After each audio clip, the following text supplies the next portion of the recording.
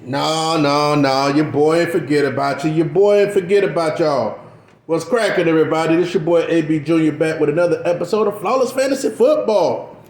Hey, man, thank you guys. I want to thank you right off rip, man, for being patient with me. Man, your boy been hella busy.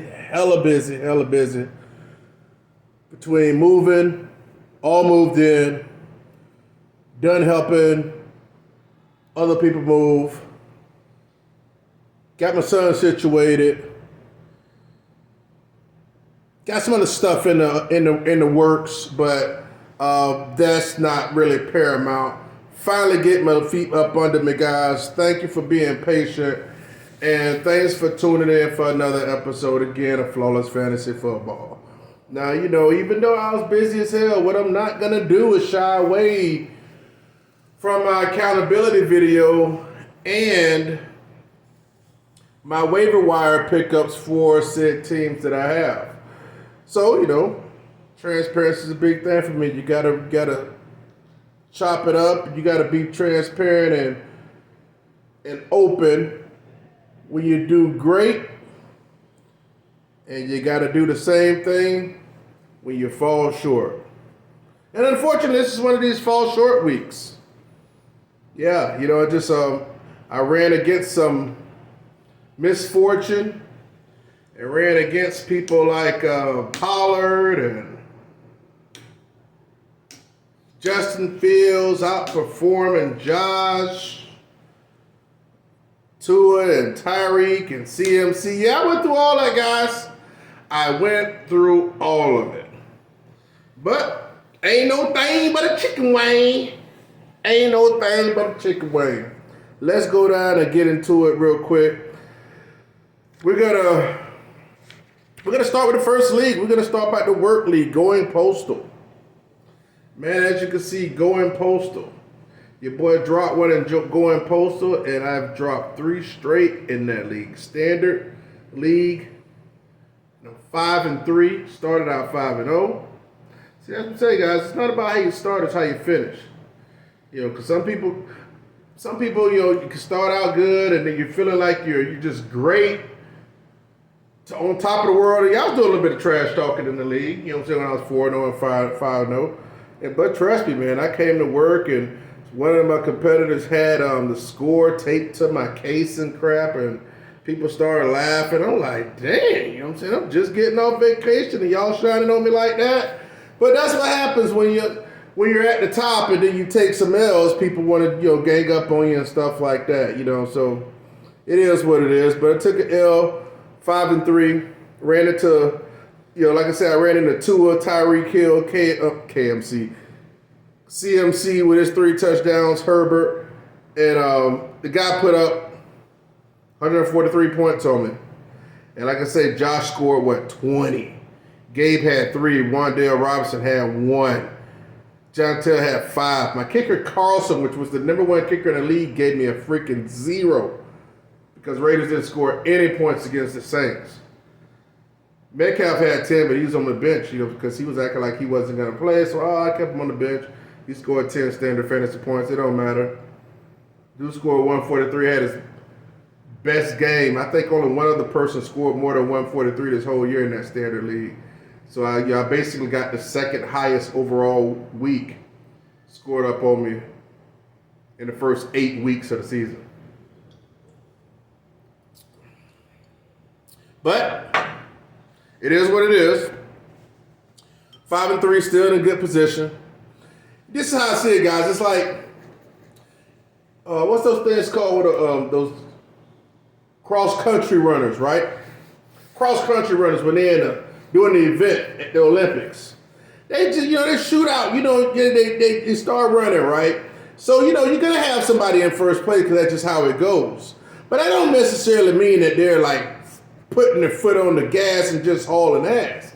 And then sometimes that person that's in first will kind of, I want to say throttle down, but he'll let everybody else kind of use up their little energy to shoot forth. While that person kind of sit back and they kind of reassess and see who putting forth too much energy so they can really fine tune when to push it through at the right time. That's what Team Flawless here is doing, Team Profit is doing here at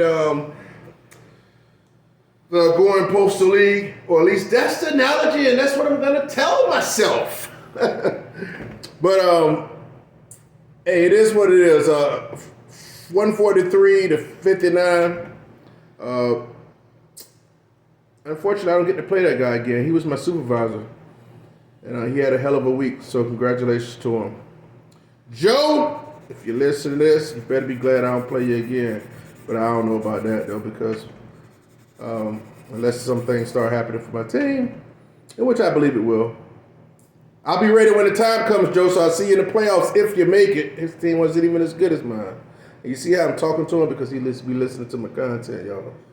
See, that's the thing, too, what you guys got to understand. I'm playing against people that actually listen to my content.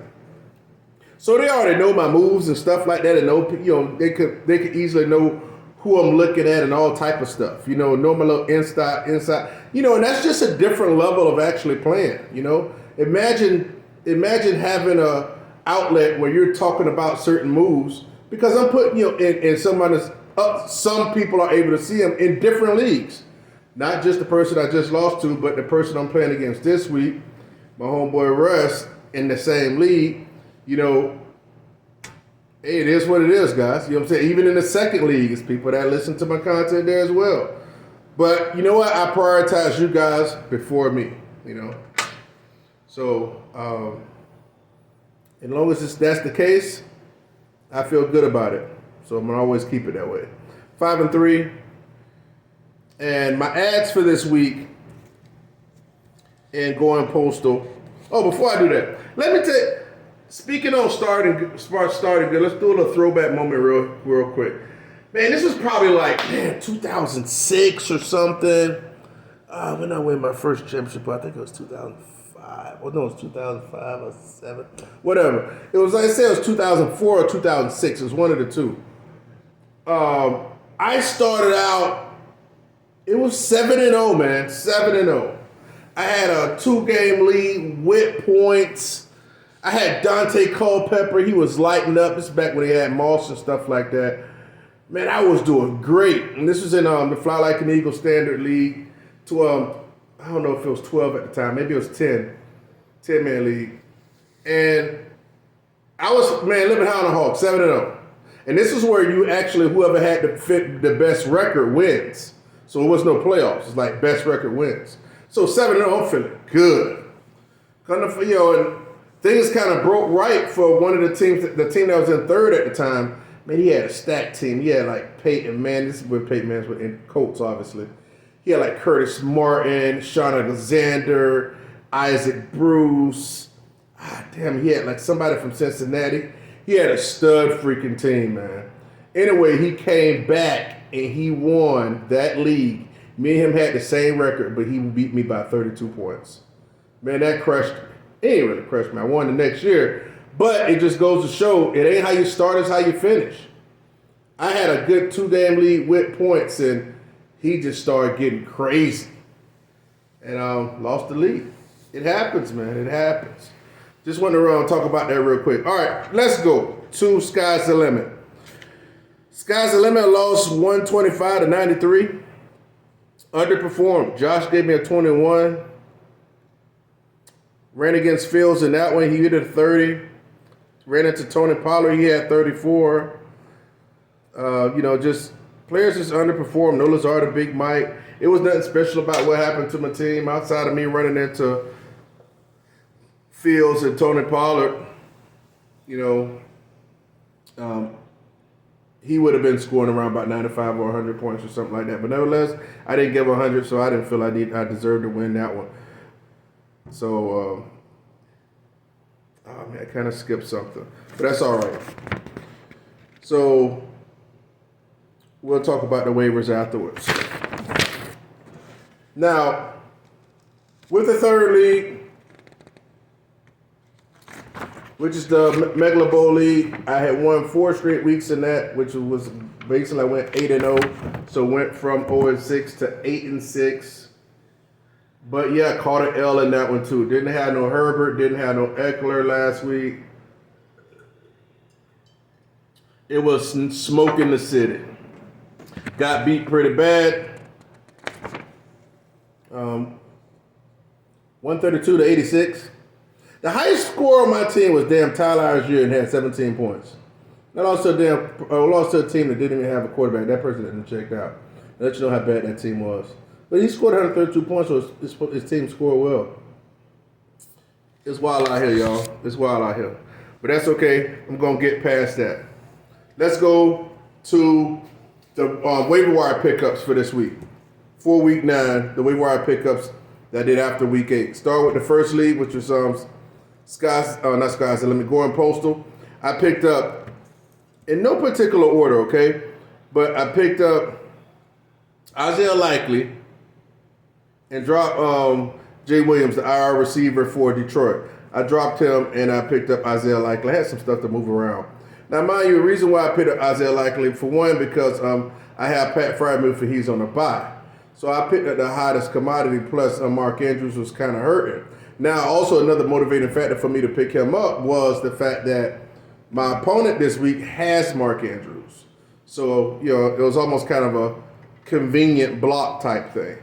Next, I picked up Minnesota's defense, and dropped Tennessee because I'm not playing Tennessee's defense against Kansas City. That would be ridiculous. And also, because Wan'Dale Robinson decided he wanted to give me 1 point, I dropped this pump behind and picked up Deion Jackson. And of course, that was obviously a couple days ago. Well, Tuesday night when I did that. That good old Jonathan Taylor decided that he don't want to, that he wasn't going to. I'm going to be honest with you guys. Hey, look, I like Jonathan Taylor, okay? But, I ended up picking up Deion Jackson, dropping Wan'Dale Robinson, because I got a lot of wide receivers, so he's expendable. I don't like that passing team, that team passing. But I'm going to tell you something. You guys know how I am. Let's look at the last night, the game with the Houston Texans and Philadelphia. Who didn't think that Philadelphia was going to run away with that and then cover? Jalen Hurts is going to, get X amount of fantasy points and everything else. Man, that dude only had like 23 fantasy points. 23 fantasy points. Everybody that was betting on him and stuff like that in the daily games and stuff, they came up short. He didn't make it. So who else was it? I find too I don't like to really bet on the secondary type players like the second wide receivers because it just usually don't work out that way. And then also with that game, Houston actually covered, so they stayed within the spread and covered. It's like, man, they made money on us as people with that last night. And I missed my little underdog bet, but hey, I'll get him back this Sunday. I ain't bet much between it. So as it pertains to Jonathan Taylor, man, it's like, how many people made bets that Jonathan Taylor was going to have X amount of yards or be MVP or be offensive, leading rusher, this and that. Just like what happened last year with King Henry. They let him run 8 games, and all of a sudden he had this mysterious foot injury that nobody ever saw an injury from. It's the same thing with Jonathan Taylor, man. It's like, why you all of a sudden hurt? At one part of the game last week, he had 5 carries for like 36 yards. He had like 7 yards a carry. And then all of a sudden, he leaves and then he comes back and then he's like 11 for 33 or some nonsense. I'm putting that behind the system. At the end of the day, these guys, in my opinion, they're freaking actors. They're paid to freaking act. All right, just that simple. But they're doing something they love. I don't think this is necessary to say like they know the whole game plan or that type of stuff, but they're just a part of the machine, basically. So it is what it is. I picked him number 1 overall in this league because I liked him, not because the consensus said pick him. Because I don't go for that type of stuff, and I've made plenty of videos over the past year or so actually saying that how the number 1 overall pick never pans out. But if he didn't happen to be somebody I actually liked, I wouldn't have picked him. But I picked him because I actually liked him. So, okay. Those were the waiver wires in that. Sky's the limit. Also picked Isaiah Likely. I'm playing against my opponent in that one too. He has Mark Andrews, but so I'm not gonna say that. So I picked up Isaiah Likely, dropped Rashard White, picked up Kansas City defense, got in one and dropped Bengals, and picked up Isaiah Pacheco and dropped Isaiah McKenzie. I'm gonna be honest with you guys. In this league, it's like, okay, I got Devin Singletary as my flex, but unless something happens like last year and they just take the ball out of Josh Hand, Devin Singletary is not gonna have that ceiling like he had last year. But somehow the person that had Isaiah Pacheco ended up dropping him. Maybe it was because of the bye, and he dropped him, and then I ended up scooping him up. Guys, if he ends up being the man over there, supposedly he's the starter. If he ends up being the man and being explosive like that, that's the needle mover I need to be able to make for this team to get pushed to the next level. So I don't know if I'm going to start him this week in my flex. I don't know. They play against Tennessee. They got a good run defense and everything else, but we'll see it Sunday night. I don't have any other pieces that got done. I do have Miko Hardman, but I doubt I'll play him over my other options. But we'll see. So those are my three pickups. Isaiah Likely. I do have Hayden Hurst in the league. I don't know if I'm going to play him or not, or play Isaiah Likely. I'm probably end up playing Hayden Hurst just because they play against Carolina. Without their starting wide receiver, their star wide receiver, he should get a play that looks. Isaiah Likely, KC, and Isaiah Pacheco. And then lastly, that's sorry guys, it's late. It's a fab budget where you bet on players. And the only person I picked up was Kenneth Gainwell. I didn't start him this week. He had 11 points. I dropped Elijah Moore because, they basically demoted him and made Denzel Mims the number 2. Denzel Mims actually had 70-some yards receiving last week on about 3 catches or something. So he's not even starting anymore. He's not in the equation. He's doing a nice little punishment there. Elijah Moore. So I cut him and got Gainwell. And ready to put up a better week this week in that league. So that's pretty much it. That was the waivers and that was the accountability. We went 0-3, guys, but guess what? I'm not going to go 0-3 this week at freaking all. Got to at least bring you guys a 2-1 because you deserve it. I got to say something real quick. I want to apologize to Joey T. I made the week 8 start sit for him last week. And because of my schedule and the craziness that was going on and my inability to get YouTube updates and notifications, he asked a question about Pittman, Garrett Wilson, and Curtis Samuel that I actually missed and didn't see till after the games. So I would like to know, Joy T, who did you play, and would it have made a difference? I know Garrett Wilson caught for 100 yards because I had him on my first team, but I didn't have him in my lineup. I'm probably going to play him this week. I don't know what Pittman did. I don't think he did too much. I'm not sure about Curtis Samuel. Or would it have mattered anyway? So let me know in the comments, Joy T. Apologize for that. I will get on top of it. Also, I like to give a big shout out to Ill Phil, which actually jumped in the comments, and him and Joey T went back and forth about some players and about the actual question at hand, and they was working it out within each other and stuff like that. So I appreciate that, Ill Phil, for actually stepping in and going back and forth with Joey T, because it's a community thing. You know what I'm saying? I just don't want you guys to listen to me. I want you guys to throw ideas around with yourselves as well. So. And even if I say something, I've had people, challenge certain things, and Canoa Bill would ask me something, and I'd be like, nah, man, I wouldn't do this. You know what I'm saying, or whatever. But I'd be like, well, but you could do it if but it's your team, So it ain't like, I'm not going to be like, hey, do this, do that. I'm just going to tell you what I would do based on the situation. Sometimes it'll be like you ask me between 3 people, and I can't tell you. So I'll scratch out one and be like, it's out of these two, but it's close. So you make the decision. You know what I'm saying? That type of thing. So, because I want you guys to have pride in your team and your decisions that you make. So that's pretty much it, guys. I appreciate it. I got a video I'll be dropping for you guys tomorrow. I'm pretty sure. I ain't gonna say I think. I'm pretty sure you'll like it. So thanks for checking me out. Another episode of Flawless Fantasy Football is in the books. In the books. I apologize dearly for going 0-3. Thou shalt not happen week 9.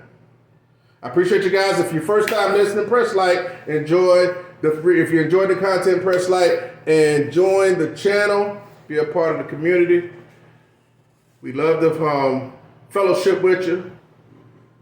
And we got things going on around here. I got some things I ain't gonna say right now because I want to put pressure on it. But I'm gonna be making some changes that's gonna make it more user friendly for us. So that'll be dropping definitely within the next week. And let me know what you guys think. I appreciate all you guys. You know, I have 772 subscribers, but let me tell you, I don't have 772 fantasy football players. I do not. It's probably less than 100 of you. You know what I'm saying? Well, so I can tell by my views and when I do certain things or whatever, I can tell by the views. So a lot of my people that actually subscribe were like conspiracy theorist type people. I did a couple viral videos.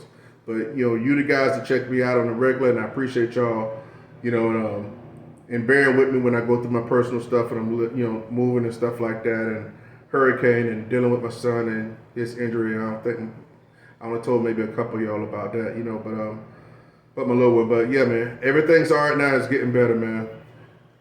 Like the video, comment, holla at your boy. Flawless Fantasy Football, another one in the books. Peace out.